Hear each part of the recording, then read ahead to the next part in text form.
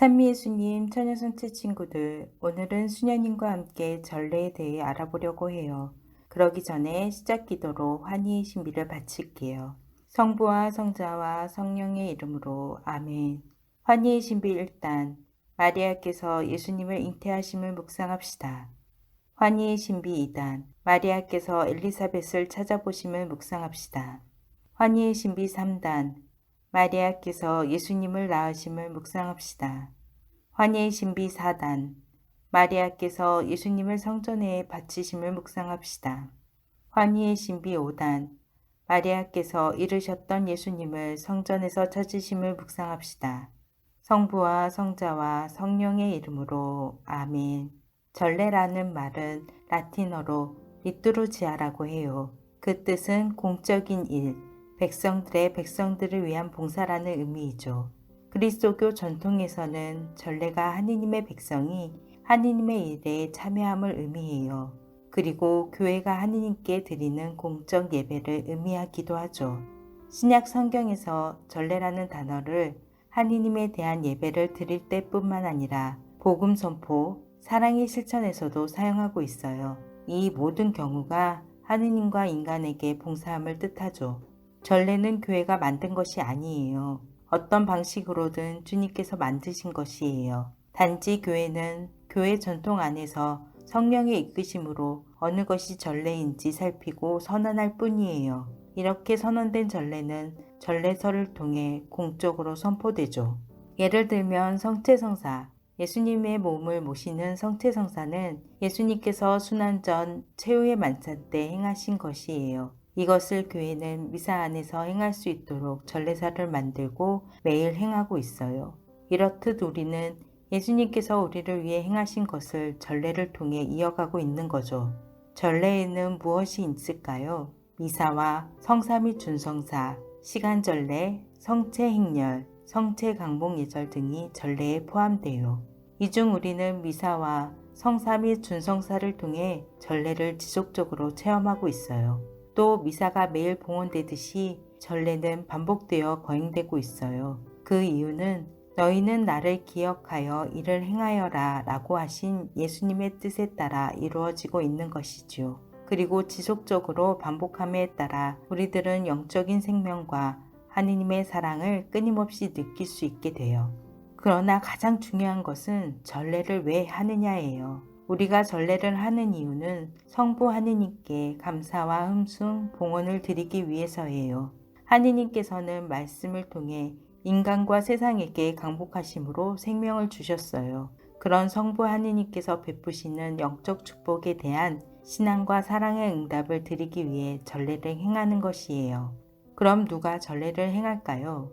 전례는 온전히 그리스도께서 집전하시는 것이에요. 그러나 그리스도를 우리가 볼 수 없기에 교회 안에서 교회를 통하여 공동체를 위해 특별히 봉사하도록 하느님께 부름받고 성품 성사로 축성된 이, 즉 사제께서 전례를 행하시죠. 그럼 우리는 아무것도 안 할까요? 아니에요. 우리도 독소 봉사, 해설 봉사, 찬양 봉사, 복사단을 통해 전례 거행자로서 동참하고 있어요. 전례는 어떻게 행해지는 것일까요? 전례는 표징과 상징들로 거행이 돼요. 우리 인간은 눈에 보이지 않는 것을 믿을 수 없기에 눈에 보이지 않는 실제를 볼 수 있도록 표현하는데 이것을 상징이라고 해요. 예를 들어 말씀의 전례, 성찬의 전례, 그리고 전례 때 사용하는 노래와 음악 등이 상징이라 할 수 있죠. 그럼 전례는 언제 거행이 될까요? 전례는 전례력에 따라 거행이 돼요. 전례력은 그리스도가 사람이 되신 사건부터 영광스럽게 다시 오신 사건까지 그분의 일생에 관한 신비들로 한 해를 재편성한 것이에요. 그리고 그리스도의 부활을 기념하는 날, 곧 주님의 날인 주일에 거행이 돼요.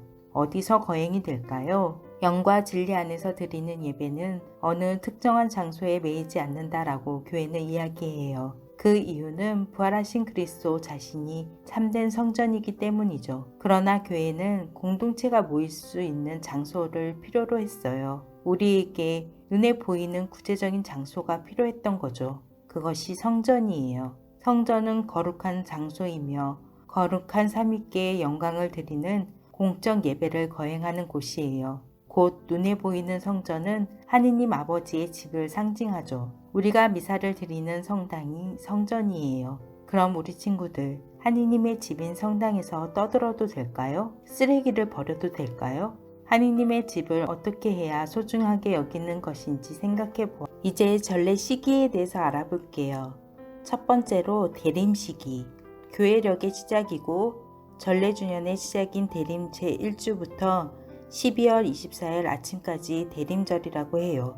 그리스도의 강생을 기념하면서 그분의 재림을 준비하는 시기로 제2 색깔은 보라색이에요. 다음은 성탄 시기.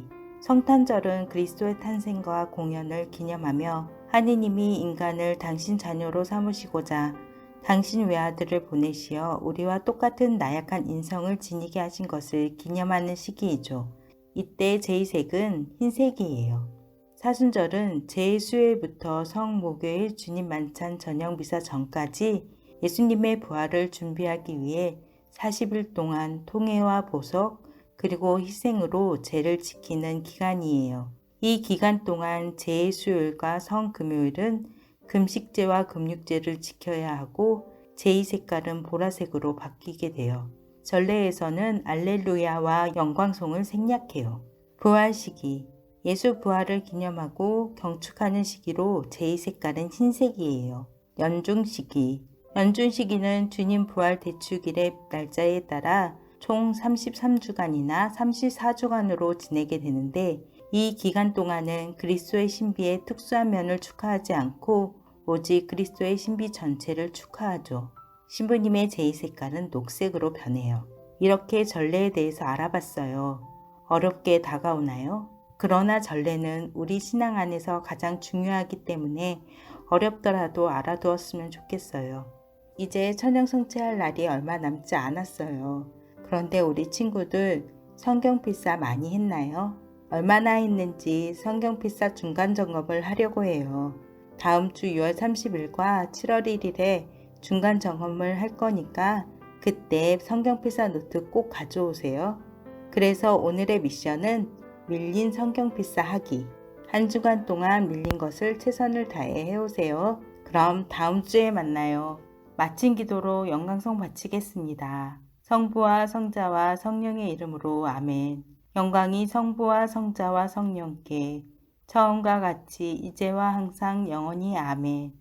성부와 성자와 성령의 이름으로 아멘.